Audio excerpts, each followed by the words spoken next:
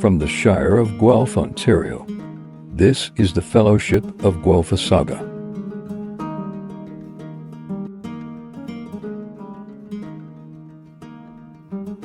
The Fellowship of Guelphissauga continues with the passing of Sir Edward's bench. It was a sad day at the bench downtown as the news broke about Sir Edward of Bench passing away this week. As the only person to be knighted in the Fellowship, his legacy will live on through his daily thing-thang at his bench downtown. Meanwhile, in the mayor's office downtown, he was preparing for the 7-hour-long Safe Space Bylaw battle meeting. He wanted to scale up his fight against the growing tent encampments, ruining the view from his office window. He mapped out a plan with the help of the Sunshine Listers to flex his strong mayor powers against them. Can Carly of Classen and the Elder Elves do anything about the Shire's housing cost crisis? And is small scale better than no scale? For the past 7 years, Sir Edward of Bench has been feeding the homeless at his bench downtown. Originally running out of 40 Baker Street, his work was booted to the streets, similar to the people he was feeding. But that didn't stop Sir Edward of Bench, since he embodied the definition of a Guelph thing with his commitment to feeding the homeless. He made the Shire streets safer each day by minimizing the amount of starving, hangry people living there.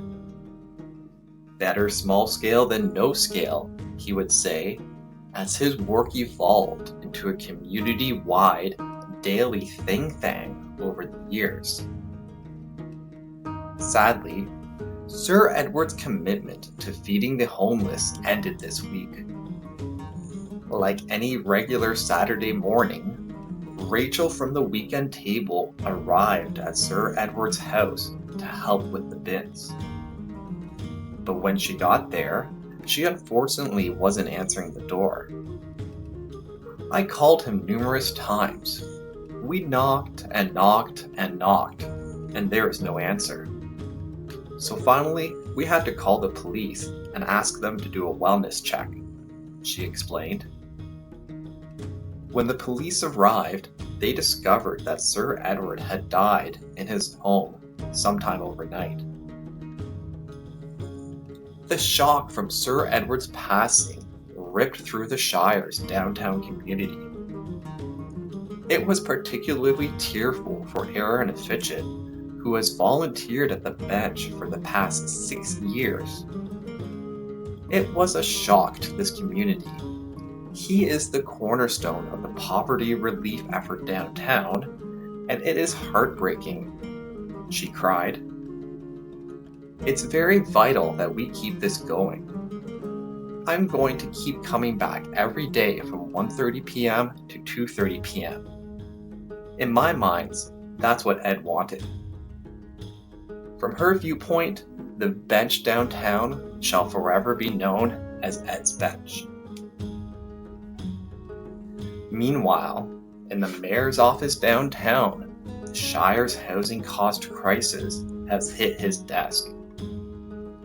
After returning from his vacay conference in the ruins of Ottawa, he resumed his goal to remove the tents, ruining the view from his office window. The mayor summoned the Sunshine Listers to map out a bylaw plan where tents would be prohibited in public space. Even though he failed to get a similar bylaw approved earlier this year over constitutional challenges, he pushed for another repeat of the Safe Space Bylaw battle. But before the battle could begin, the mayor was flooded with calls and letters, similar to the way the Lord of the Liberals was flooding us with immigrant voters. 46 people called in to speak at the meeting, and 62 people wrote letters to the mayor. one of those letters was written by Lauren Ford, a mental health outreach worker in downtown. She wanted to correct the mayor and Carly of Classen over their lack of correct information. I'm confused by your assertion that there is capacity in our shelter system to accommodate everyone who's unhoused. I'm concerned that you're basing decision-making on this factual inaccuracy, she wrote. She pointed to the publicly available data from the County of Wellington, showing that the number of unhoused individuals was significantly greater than the number of shelter beds available. They also reported that approximately 10 new individuals were becoming homeless in the region every month, resulting in a lack of available shelter spaces. The pushback against the mayor's proposed safe space bylaw overflowed in front of City Hall. Led by your downtown Guelph friends, a group of around 50 people joined the bylaw battle with protest signs and songs beforehand. These are our neighbors, our friends, our family members. They died not because they are weak, not because they were lost causes, but because they were failed by the very system that was supposed to protect them. Policy failures are not abstract. They have real devastating consequences, said Kate of Nixon. This bylaw will disproportionately harm our unhoused neighbors in Guelph, even criminalize their existence without providing them with any viable or suitable alternative. One person screamed behind a mask. In the Council of Elders chambers, the 7-hour-long safe space bylaw battle began while the protesters filled the room. The Elder L's sat and listened to those supporting or protesting against the bylaw, while the mayor just watched the clock. This is the most difficult decision as a councillor I've had to make, one of them declared. We are in a strong mayor-mandated budget crunch for the next year. We need to think logically and consider the real value and implications of enforcing this bylaw, Aaron of Caton said clearly, without a mask on. 3 elders on the council opposed the bylaw's eventual criminalization of homelessness. We are rearranging people, and I bet you a silver dollar that we'll be back here again with the same issue around public spaces.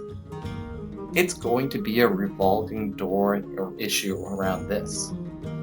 I will not be supporting this, Elder Brazutel stated. It zones where and when tents can be erected, and because of that, I cannot support it, Phil of the Alt added. They questioned the bylaw's effectiveness at solving the Shire's housing cost crisis, since it could eventually result in arrests or trespass charges if people don't comply. The mayor flexed his strong powers, and the Council of Elders voted 10-3 in favor of the draft Safe Space bylaw. Councillors Aaron of Caton, Phil of the Alts, and Linda of Brazutel voted against it, whereas the others voted with the mayor. The draft bylaw was approved, even though the council was repeatedly told the bylaw was discriminatory and will bring them expensive legal action. One of the main arguments was surrounding the number of available shelter beds, which a judge said was a key factor in their previous decision. Guelph is not above the law.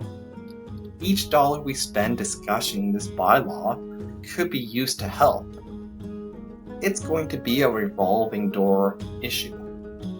Stephanie of Clanning, Executive Director of the Legal Clinic of Wellington, pointed out.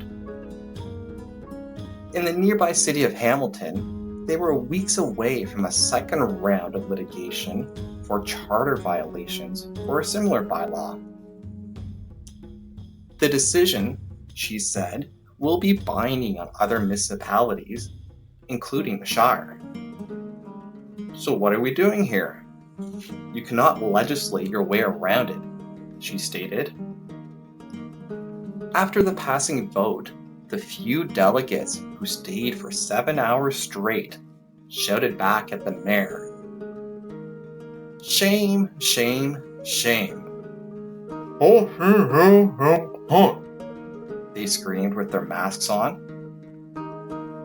So we shall see what happens in court and downtown when the Safe Space Bylaw battle resumes on September 10th for the final adoption chapter. Can Carly of Classen and the Elder Elves do anything about the Shire's housing cost crisis? And is small scale better than no scale? Stay tuned here to see. This video is brought to you by people who like, share, and subscribe to this channel. You can also support my work by buying me a coffee.